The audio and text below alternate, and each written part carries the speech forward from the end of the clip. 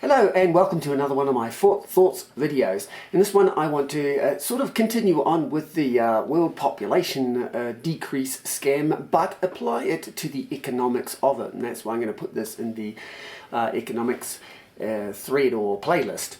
Now the thing with reducing your population, it's quite insane really when you're talking economics, and it's something that I have when talking to people have said, well, there's no logic in why multinationals would want to cut their own throats by cutting their markets. So, but before we look at that, let's look at basic economics. What is it in the very basic concept of economics? Basically, it all starts with the sun making things on our planet, which is the sort of the setting of our economy. The sun makes things grow, like trees and vegetables and stuff, and plants. It also makes chemical processes and things. And the first part of it is that creates processes. So you have, in one side of your economy, you have producers, and they produce stuff. But then you need someone to consume that, and the other side of an economy is the consumers, producers and consumers. Now, and when they consume, there is payment in sort of arbitrary agreement to the producers to keep them producing to become the consumers, and it's an endless cycle until the energy goes off into space, basically. So this is the basic concept of our economy: production, consumption. And where a lot of the economies break down is putting too much emphasis on one or the other and not maintaining a very delicate balance between the two. So the basic concept of all economies is production, consumption. Now that can get very, very, very complex in the negotiations and the type of consumptions and the types of production and things, but essentially it's production and consumption. Now, one of the biggest problems with doing the economics is not taking the whole picture into account. Now, I've seen a lot of and watched a lot of economists on YouTube, and they often focus on only one part of society. Now, an economy as a whole is a whole, but when you have producers, they put a lot of emphasis on production, saying the producers. That means people who work. They're the sort of the young to middle-aged, the 20 to 40 year bracket. But what they don't realize that this whole economy are consumers. The producer is a consumer as well. So the whole entire economic system is consumption, with a smaller number of people doing production. It usually takes less people to produce our services and goods and services and things for the consumers to consume. And that is where the big problem happens with population reduction.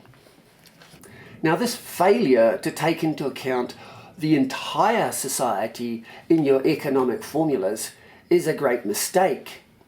As I've shown you in the last picture, the number of producers that you need for an entire society of consumers is actually usually less than, a great number less than, the consumers. All through history, all through economics, in every single way, you need everybody to be consumers, and only a smaller portion who are strong and able to be able to produce what is necessary for the larger group. And with modernization of robotics and all those sorts of things and technology, that number of producers becomes even less. Now, when you start having the elites talking about population and markets and all of that, they usually tend to have superiority complexes. They start to look at an economy and say there are some superior people and some inferior people. and that is the vast majority. The eugenicists are this group of people. They say that there is a better group and an inferior group. But when you're talking economics, there is no better nor inferior group. We need everybody to be consumers in whatever way they consume. And the producers, the smaller group of producers, are of equal importance, but they are a smaller group and part of the larger group. Eugenicists like Hitler and, dare I say, Bill Gates think or have the mentality that we, the smaller group, are better, and there's a huge number of what they call useless eaters, consuming everything without producing anything.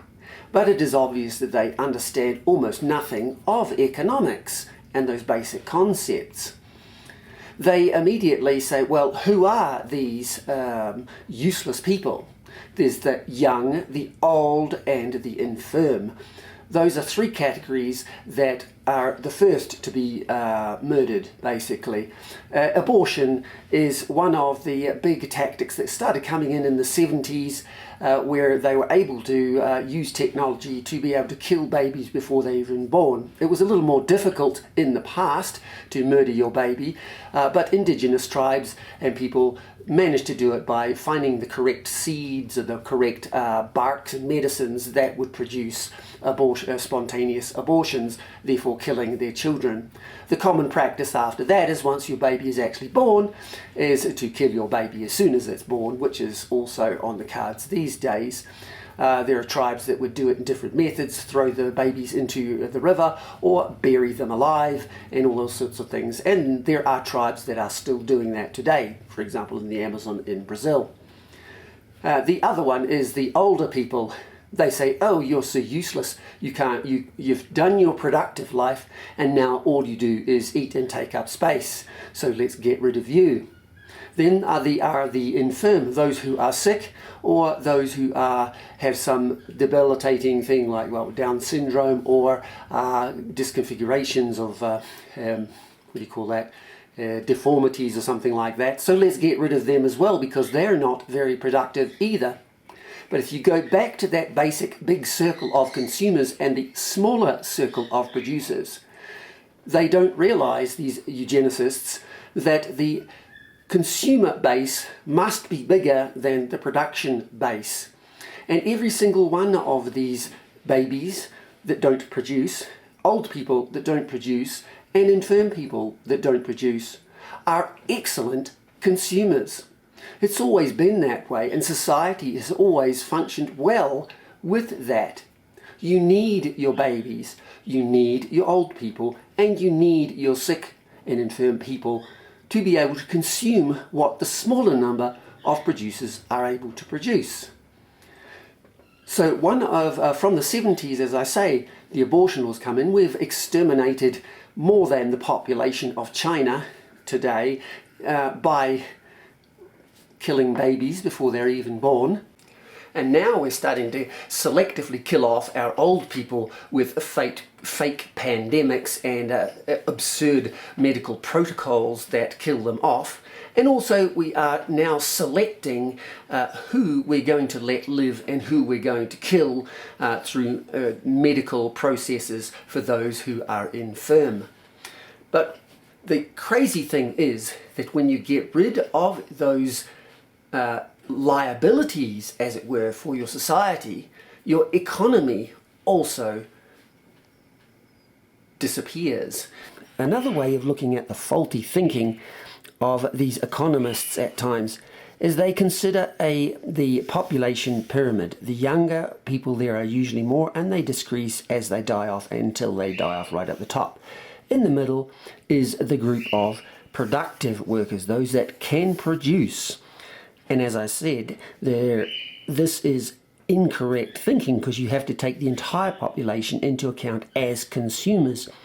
They only put importance on the producers because that's supposedly what creates the money, but it doesn't. It's the entire pyramid that does. So if you reduce your children base by aborting and killing them, in about 20 years' time, they come through to being producers, and you get this situation where you now have a lack of producers. And this is exactly where China is at the moment. It was like this. It had a big baby boom 20 or 30 years ago, and then they reduced their population by killing off so many of their babies until now their baby reduction is reaching their productive sector, and there just aren't enough producers, and they're going to have very big problems in the future. Now, if you reduce your production, you will reduce your consumption because there's not so much to consume. But if you reduce your consumption, then there is less demand for production. So therefore, if you reduce your population, you reduce your consumption, and reduced consumption means less production. So ultimately, world population reduction means an economic reduction to the scale that you're going to reduce the number of consumers by. Now, if the multinationals and the eugenicists are content to have a smaller economy, that's okay. They will still try and control what small economy there is. But the basic concept is there. Reduce your population so you will get a smaller economy. So therefore, abortion and euthanasia is economic suicide.